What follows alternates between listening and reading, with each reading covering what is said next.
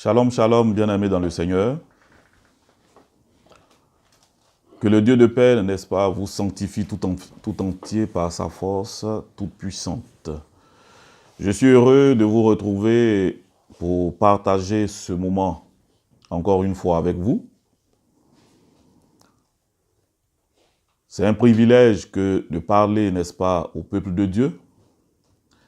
Notre Dieu, il est glorieux, notre Dieu, il est merveilleux, notre Dieu, nous le savons, c'est un Dieu amour. Et ce soir, chers frères et sœurs en Christ, nous allons parler d'un sujet qui est également important, comme la plupart des sujets qui sont évoqués dans le milieu chrétien.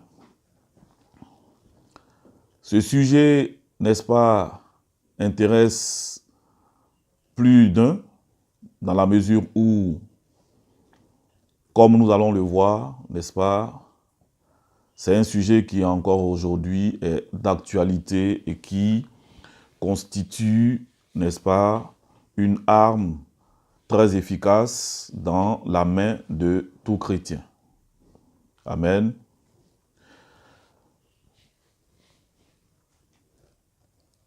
Avant toute chose, n'est-ce pas, nous n'allons pas déroger à nos habitudes, nous allons prendre la parole de Dieu, nous allons nous coller à la parole de Dieu. Donc, nous allons prendre nos Bibles dans le livre de l'Apocalypse, donc Apocalypse chapitre 12, et nous allons lire du verset 7 au verset 12. Donc, Apocalypse chapitre 12, du verset 7 au verset 12. Je lis la parole de Dieu. Il y eut guerre dans le ciel. Michel et ses anges combattirent contre le dragon. Et le dragon et ses anges combattirent. Mais ils ne furent pas les plus forts, et leur place ne fut plus trouvée dans le ciel. Et il fut précipité le grand dragon, le serpent ancien, appelé le diable et Satan, celui qui séduit toute la terre. Il fut précipité sur la terre, et ses anges furent précipités avec lui. Et j'entendis dans le ciel une voix forte qui disait: Maintenant le salut est arrivé, et la puissance et le règne de notre Dieu, et l'autorité de son Christ. Car il a été précipité l'accusateur de nos frères, celui qui les accusait devant notre Dieu jour et nuit. Ils l'ont vaincu à cause du sang de l'agneau et à cause de la parole de leur témoignage, et ils n'ont point aimé leur vie jusqu'à craindre la mort. C'est pourquoi, réjouissez-vous cieux, et vous qui habitez dans les cieux.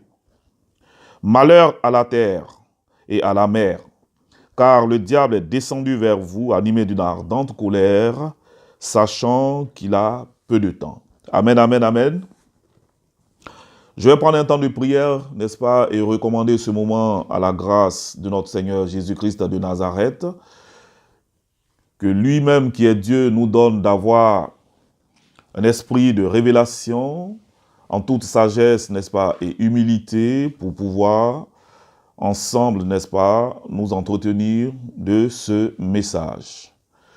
Éternel notre Dieu, notre Père, toi qui nous donnes de pouvoir exister, toi qui crées en nous le vouloir et le faire selon ta volonté, toi qui nous donnes, Seigneur, d'avoir la connaissance des choses qui nous est impossible de connaître si ce n'est par pure grâce, je veux te recommander ce moment, dispose favorablement, Seigneur, ce moment, que ce moment soit pour ta seule et unique gloire, par ton Esprit Saint, prends le contrôle de mon âme, de mon esprit, de toute ma personne, et que seule ta gloire, Seigneur, ressorte de ce moment d'enseignement. Honneur, grâce, gloire, louange et élévation sont à toi de toute éternité. Le thème, n'est-ce pas, sur lequel j'aimerais ce soir m'entretenir avec vous, a pour titre « Les réalités du combat spirituel ». Amen, amen, les réalités du combat spirituel. Alléluia. Comme nous venons de le voir, n'est-ce pas, dans ce passage des Saintes Écritures, la Bible parle d'un côté, n'est-ce pas, de Michael et de ses anges, et d'un autre côté, n'est-ce pas, de Satan et de ses démons. Et la Bible précise bien, n'est-ce pas, qu'il y eut une guerre dans le troisième ciel, là où se trouve, n'est-ce pas, établi, n'est-ce pas, le trône de la majesté divine. Et la Bible enseigne que le diable n'a pas pu avoir le dessus. En définitive, à l'issue de cette guerre, n'est-ce pas, le diable a été vaincu. Et il a été vaincu à cause du sang de l'agneau. Donc, ce qui veut dire qu'il y a un agneau qui, en son temps, au cours de cette guerre, n'est-ce pas, a été immolé. Et c'est à cause du sang de cet agneau que la défaite de Satan, n'est-ce pas, a été véritablement obtenue. Et la Bible enseigne, n'est-ce pas, que Satan n'est pas resté dans le troisième ciel. Ces anges, donc ces démons, n'est-ce pas, ne sont pas également restés dans le troisième ciel, mais ils ont été précipités. Ils ont été précipités. Ils ont été précipités où? Ils ont été précipités sur la terre. La Bible dit, n'est-ce pas, quand on lit le verset 12, « Réjouissez-vous, cieux, et vous qui habitez dans les cieux, malheur à la terre et à la mer, car le diable est descendu vers vous, animé d'une ardente colère, sachant qu'il lui reste peu de temps. » Vous voyez? Mon propos ce soir, comme je l'ai dit, porte sur les réalités du combat spirituel. Mais pour mieux comprendre la chose, nous allons repartir, n'est-ce pas, dans un lointain passé, à partir des révélations que nous apporte la parole de Dieu, et à partir de ce lointain passé, nous allons, n'est-ce pas, essayer, par la grâce de Dieu, d'établir la véracité de ce combat spirituel. Donc, dans ce passage que nous avons lu, nous avons vu une guerre. Qui dit guerre parle de combat. Mais il ne s'agit pas d'une guerre qui est physique. Il s'agit d'une guerre qu'il y a eu entre les anges. Et nous savons que les anges, n'est-ce pas, sont des créatures qui sont invisibles. Nous savons que les anges sont des créatures, n'est-ce pas, spirituelles. Donc, il y a eu une guerre dans le domaine du surnaturel. Alléluia, excusez-moi. Il y a eu une guerre dans le domaine du surnaturel. Pour repartir, n'est-ce pas, dans le lointain passé, comme je l'ai dit, afin de mieux comprendre la chose et situer avec exactitude le contexte, nous allons remonter aux temps anciens, à ce lointain passé où Dieu seul existait dans la perfection de sa personne et où, n'est-ce pas, selon le conseil de sa propre volonté, selon le conseil de la majesté divine qui s'était tenue dans cette éternité passée, il décide alors, n'est-ce pas, de créer les cieux et la terre. Donc en Genèse chapitre 1, verset 1, la Bible nous dit, au commencement, Dieu créa les cieux et la terre. Alléluia. Mais au verset 2, la Bible nous enseigne que la terre était informe et vide. Il y avait des ténèbres à la surface de l'abîme et l'Esprit de Dieu se mouvait au-dessus des eaux. Alléluia.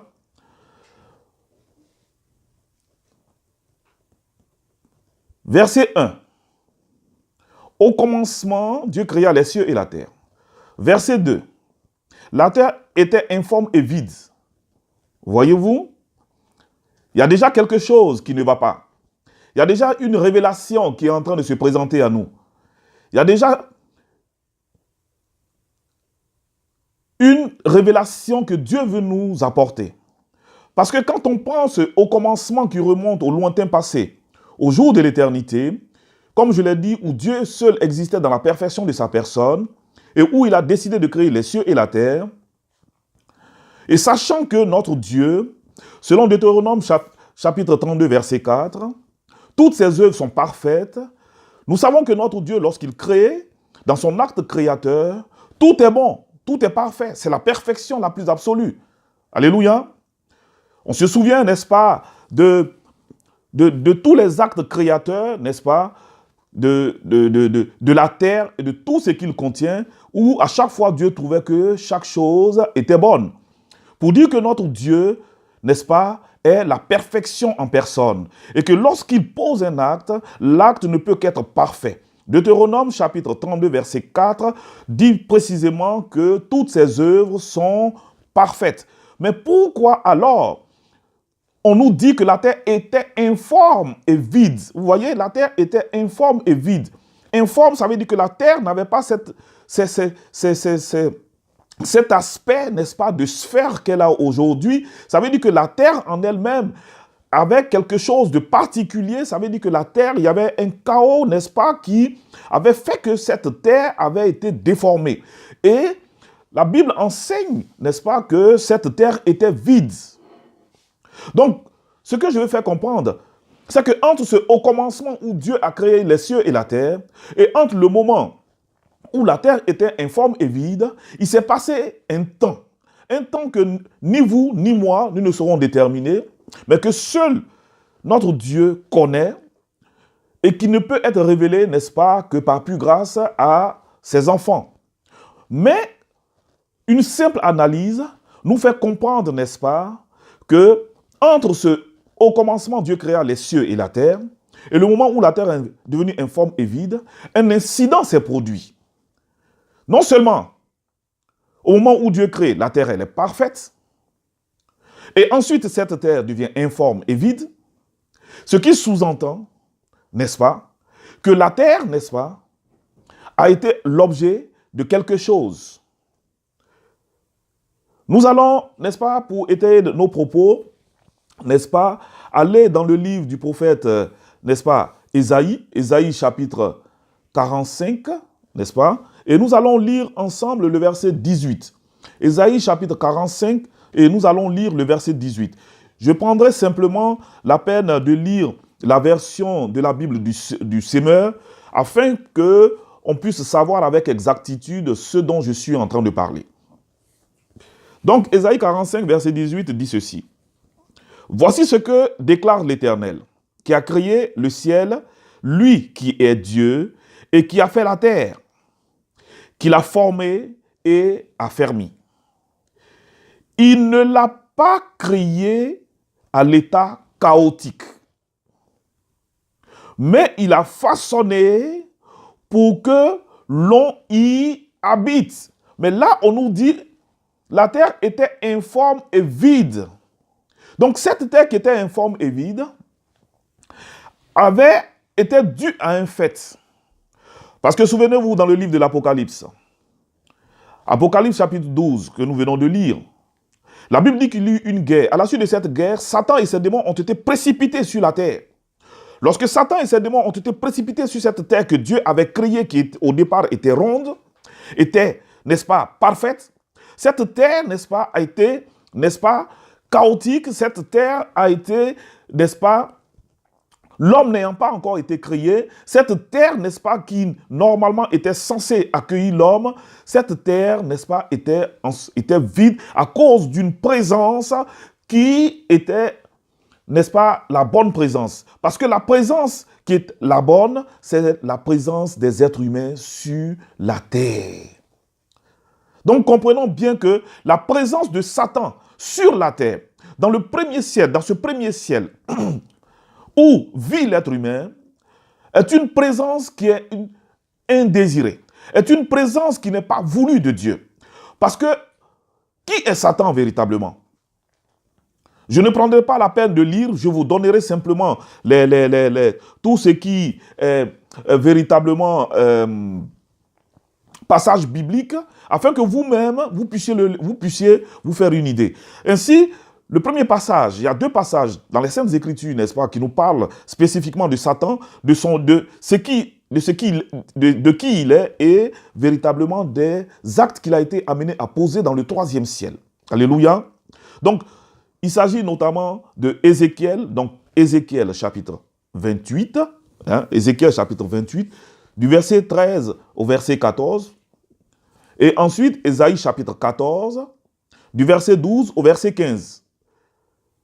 Donc, dans le livre d'Ézéchiel, il est précisé spécifiquement que Satan était en son temps un chérubin protecteur.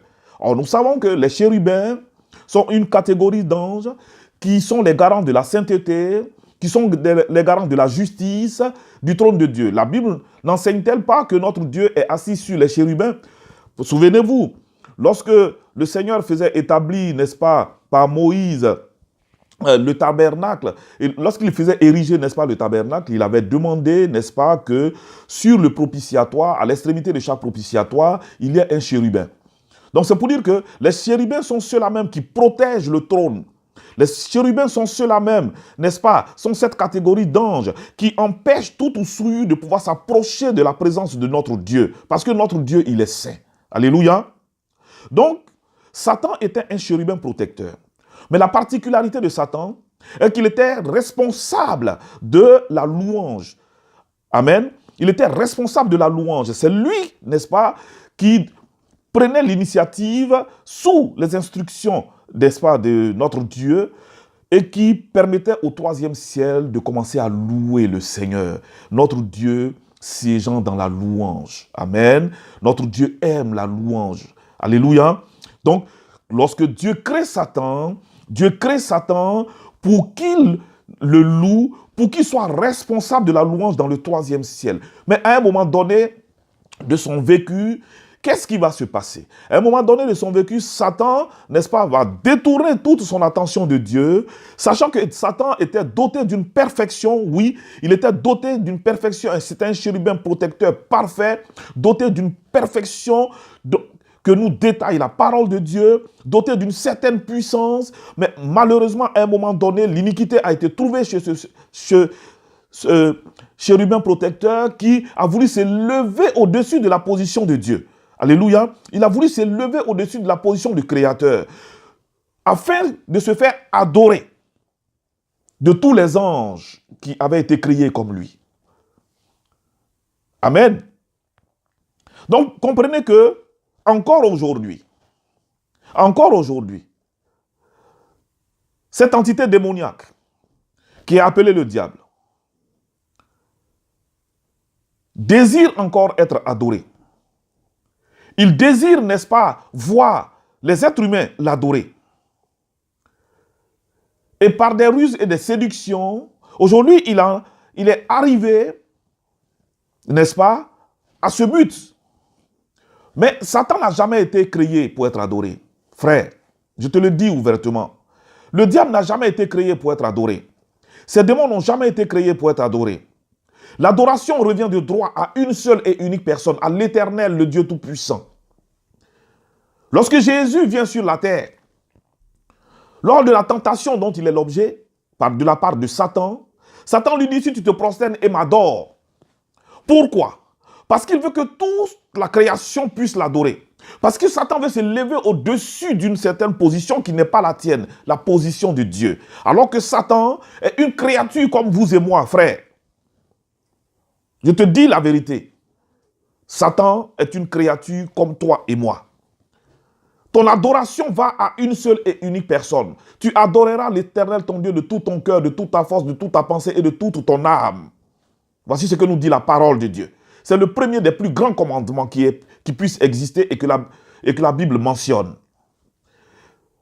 Frère, si tu es dans un chemin aujourd'hui qui n'est pas celui de Dieu, et que tu as contracté des alliances avec Satan, et qu'il, par la ruse, par la séduction, il est venu à toi, se disant pourvoyeur de bien-être, se disant pourvoyeur de richesse, se disant pourvoyeur, n'est-ce pas, de bonheur. Frère, je te dis la vérité, tu es dans les ténèbres. Tu es dans les ténèbres, frère. Parce que l'adoration véritable va à l'Éternel, le Dieu créateur. Celui-là seul qui a créé les cieux et la terre. C'est lui. Et lui seul qui mérite d'être adoré. Donc, pour revenir à mon propos, à partir du moment où Satan, n'est-ce pas, a voulu se lever au-dessus de la position de Dieu, alors la Bible déclare qu'une révolte a eu lieu dans le troisième ciel, et c'est de cette révolte qui a eu lieu dans le troisième ciel et qui a orchestré un combat, n'est-ce pas? C'est de cette révolte-là que nous parle Apocalypse chapitre 12, du verset 7, n'est-ce pas, au verset 12, que nous avons lu, n'est-ce pas, d'entrée de jeu. Amen, amen, amen. Donc, nous comprenons que lorsque Satan a chuté sur la terre, lorsque Satan a chuté de sa position de chérubin, qui ne s'est plus retrouvé dans le troisième ciel, Satan a chuté sur la terre. Il est descendu sur la terre. Mais la Bible nous dit qu'il est descendu sur la terre animé d'une ardente colère, sachant qu'il lui reste peu de temps. Pourquoi? Parce que Satan sait qu'un jugement a été prononcé et que sa finalité à lui, n'est-ce pas, c'est les flammes de l'enfer. Sa finalité à lui, c'est la géhenne. Frère, je veux te parler ce soir.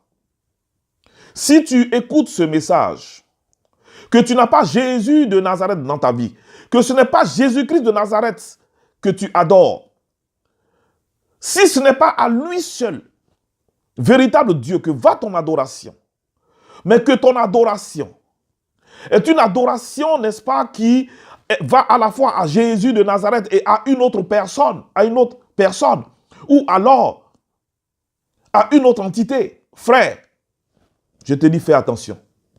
Commence à te poser des questions. Es-tu dans la bonne voie? Tu adoreras l'Éternel, ton Dieu, de tout ton cœur, de toute ton âme, de toute ta force et de toute ta pensée. Frère, je t'interpelle. Parce que cette guerre qui a commencé dans le troisième ciel, cette guerre, lorsque Satan est descendu sur la terre, semant le chaos, cette terre qui au départ avait été créée parfaite, n'est-ce pas? Et sur laquelle Satan est venu semer ce chaos, la question que nous devons nous poser, sachant que, n'est-ce pas, le livre d'Ésaïe nous révèle que la terre avait été créée pour être habitée et non pas pour être chaotique ni déserte, Dieu alors devait-il renoncer à son plan de peupler la terre? Non. Dieu n'est point un homme pour mentir, ni un fils d'homme pour se repentir. Ce qu'il a décrété, il l'exécutera. Selon le conseil de sa volonté, Dieu a créé les cieux. Les cieux sont, n'est-ce pas, son lieu d'habitation. Les cieux sont là où les anges ont été créés. La terre a été créée uniquement pour l'homme, pour l'être humain, pour les êtres humains que nous sommes. Dieu nous aime. Souvenez-vous, la terre a été créée, n'est-ce pas? Tout a été créé en 6 jours. Le 7e jour, notre Dieu s'est reposé. Mais lorsque Dieu a fini de créer l'homme, le 6e jour, la Bible dit, n'est-ce pas, dans Genèse chapitre 1, verset 28, qu'il bénit l'homme et lui dit, soyez féconds, multipliez, remplissez la terre et la sujettissez, dominez sur les oiseaux du ciel, sur les animaux des champs, n'est-ce pas, et sur, n'est-ce pas, tout ce qui se meut dans les eaux.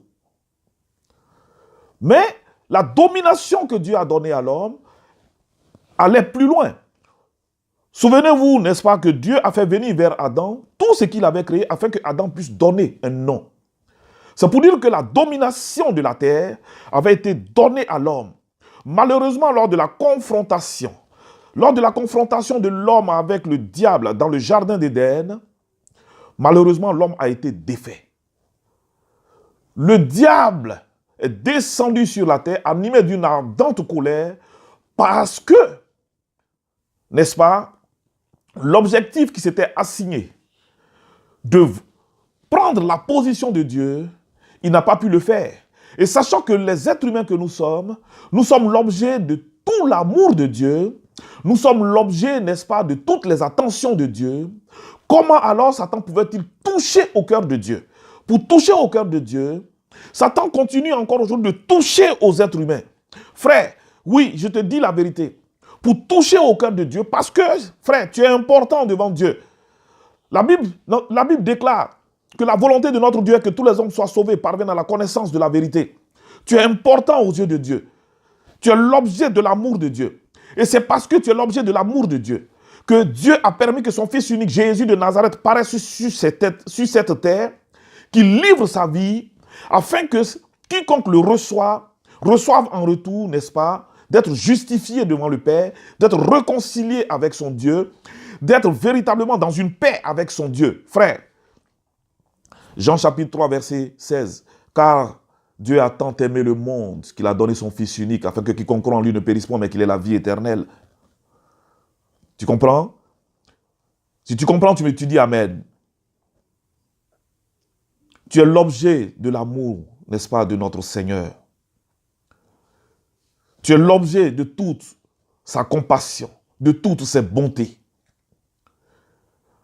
L'Éternel, notre Dieu, au vu de cette guerre qui a été livrée dans le jardin d'Éden, le cœur meurtri, lui qui existait dans la perfection de sa personne, appelé, n'est-ce pas, du nom de El Shaddai, Dieu Tout-Puissant, n'ayant besoin de personne parce que Dieu Tout-Puissant est tout suffisant, est allé jusqu'à lier son bonheur éternel au bonheur de chaque être humain.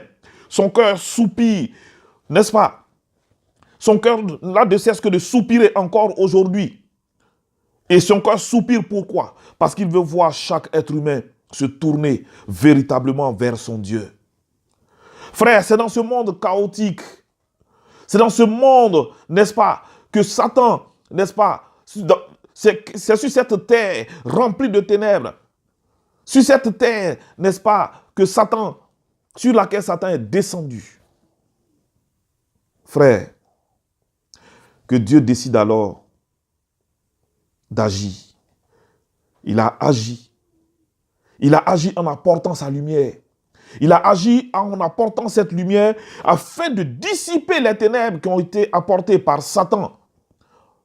Parce qu'il est le prince du monde des ténèbres. Et là où Dieu n'a pas sa présence, règne, n'est-ce pas, les ténèbres.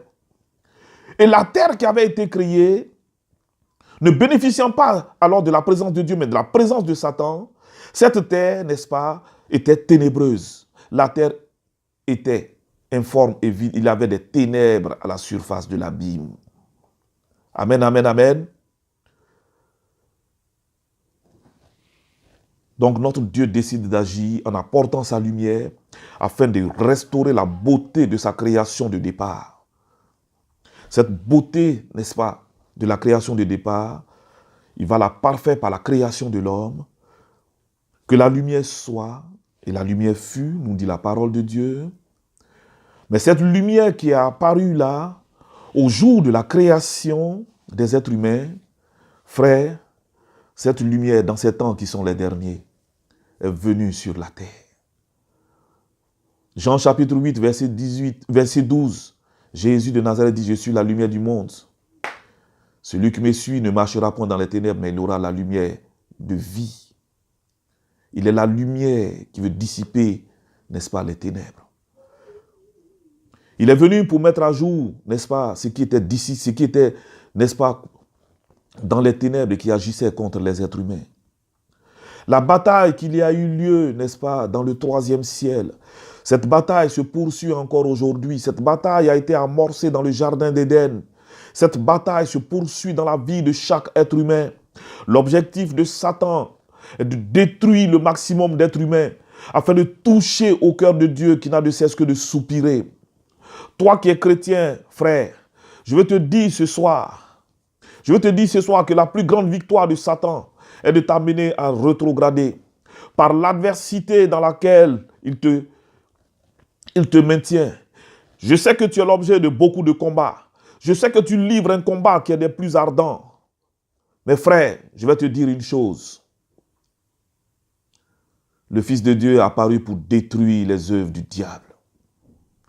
Oui, Jésus de Nazareth est apparu pour détruire les œuvres du diable. Dans cette adversité que tu vis, je veux que ce soir tu comprennes que le combat que tu vis tous les jours, que ce combat est d'ordre spirituel. Je veux que tu comprennes qu'il y a là, caché dans les ténèbres, une entité démoniaque que les êtres humains ne voient pas. Parce que lorsqu'un incident se présente dans la vie d'une personne qui ne connaît pas Dieu, il dit oui, c'est encore Dieu. C'est Dieu qui m'afflige. Frère, Dieu n'afflige pas. Dieu est lumière. Et parce qu'il est lumière, tout notre regard est porté sur sa personne. Même celui qui ne connaît pas Dieu, sachant que Dieu est lumière, tout de suite, il voit la personne de Dieu derrière son affliction. Frère, il y a cette entité, la réalité est qu'il y a cette entité démoniaque qui est cachée dans les ténèbres. Mais Jésus de Nazareth est venu pour dissiper ces ténèbres afin que tu saches avec exactitude que qu'il y a un combat que tu livres et que ce combat, n'est-ce pas, tu le livres contre une entité qui est démoniaque, une entité qui a été déjà vaincue, une entité qui a été vaincue, de la même manière que le sang a été versé dans le troisième ciel et que Satan et ses démons ont été vaincus au point d'être précipités sur la terre. La croix de Jésus de Nazareth, frère. La croix de Jésus de Nazareth est la bannière qui a triomphé de Satan et de ses démons. Il a dépouillé les dominations et les autorités, les a livrées publiquement en spectacle en triomphant d'elles par la croix. Colossiens chapitre 2, verset 12. Frère, je te dis la vérité. Si tu ne le sais pas, toi mon frère qui es chrétien, comme moi, qui a Jésus de Nazareth dans ta vie, je veux que tu saches que l'adversité est réelle. Je veux que tu saches que le combat que tu vis tous les jours est réel. Je veux que tu saches que ce combat, tu ne le livres pas seul, mais que tu le livres par la puissance de Jésus de Nazareth. Il est avec toi parce qu'il a défait Satan et ses démons. Frère, il y a un combat qui est réel. Ce combat qui est là, qui est spirituel. Je veux que tu prennes la résolution ce soir de t'engager dans ce combat. Parce que Satan est descendu sur la terre animé d'une ardente colère. Frère, il a animé d'une ardente colère. Sa colère est une colère qui est destructrice pour toi qui es chrétien et pour toi qui es non chrétien. Il veut te nuire. Frère, j'ai beaucoup de choses à te dire. Mais j'ose croire que ce message que je viens de t'apporter ce soir a pu dissiper, n'est-ce pas, certaines questions que tu te posais. Je ne peux que bénir le nom de notre Dieu à qui revient la gloire, n'est-ce pas, de ce moment. Et, n'est-ce pas, qui nous donne en toutes circonstances de triompher de Satan et de ses démons. Frères et sœurs, que le Seigneur te bénisse, qu'il t'accorde, n'est-ce pas, de rentrer dans la révélation avec exactitude et que tu prennes, n'est-ce pas, l'engagement de véritablement œuvrer dans le combat spirituel parce que ce combat, tu y es engagé, quoi que tu veuilles. Mais sache une chose, Jésus a triomphé pour toi. Que Dieu te bénisse au nom de Jésus de Nazareth. Amen.